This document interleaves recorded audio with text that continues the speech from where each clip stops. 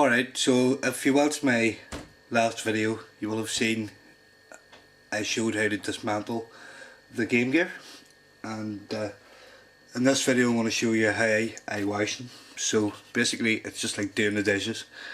So we're just going to dump this in here, and going to dump the back part in too. I do have a selection of brushes here.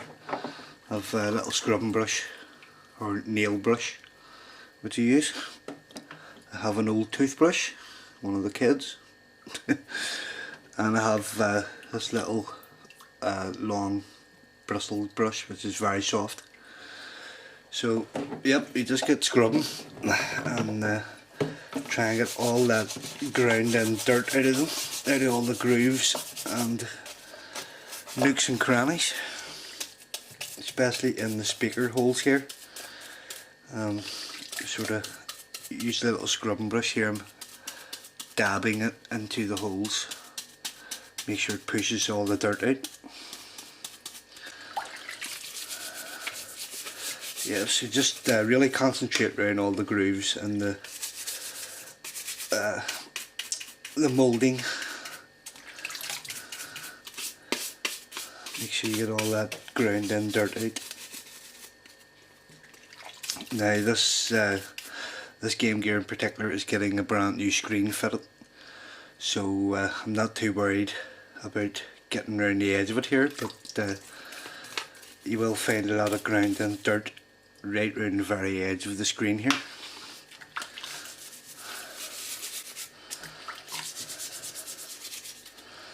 And round the edges where the two halves of the Game Gear go together is a good place for all the dirt and grease to gather.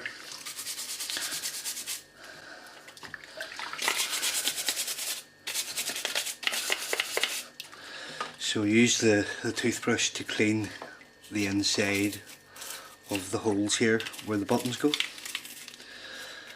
Just give it a good scrub in there too, because quite a lot of dirt gathers in around there. So if you're keeping the screen on, it's a good idea to use this long brush, and you can actually get up in behind the screen here and get any dirt and dust out from there as well. But like I said, this one is getting a brand new screen on it, so that will all get sorted once I pop this plastic screen off.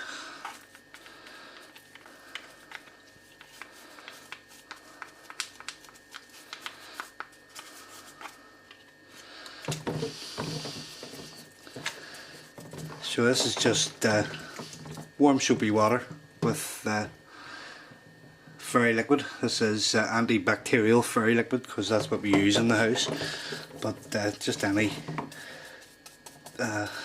you wash your dishes with will do perfect. Really all it needs. Doesn't need any caustic solutions. So that's it. Just give that a rinse all the bubbles away. And just the same again for the back piece. Just getting in around all the grooves and the moulding of the Game Gear. Again around the edges here where the two halves of the Game Gear are, and where all the buttons and dials go is where the dirt gathers most. This is a bit extreme, like, but it's the best way of getting it as clean as possible.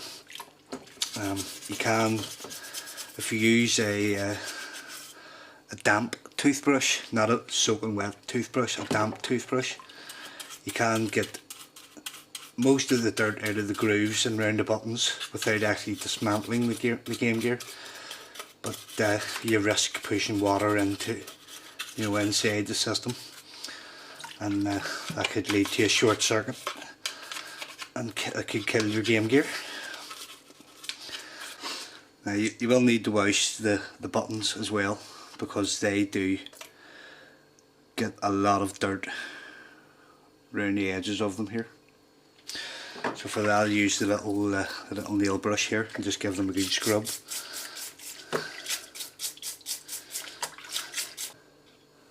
You can also clean these battery covers.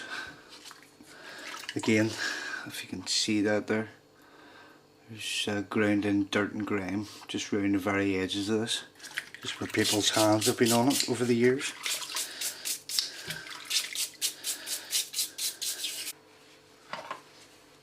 And what I normally do is just roughly dry the thing with some paper towel. Just get all the main sort of puddles off it, especially from the inside of it, because you don't want to be putting this together with water somewhere, because it's a surefire way to fry the thing.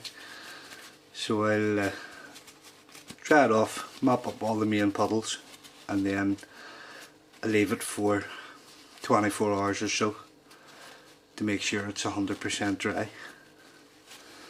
Once you've finished drying it off and you have left it for 24 hours, but leave it at least overnight to make sure it's 100% dry, you're ready to start reassembling, or you can move on to other repairs if you need to.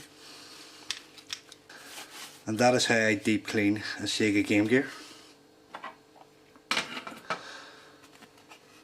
You can see all the ground in dirt is now gone, and round the buttons there, all nice and clean.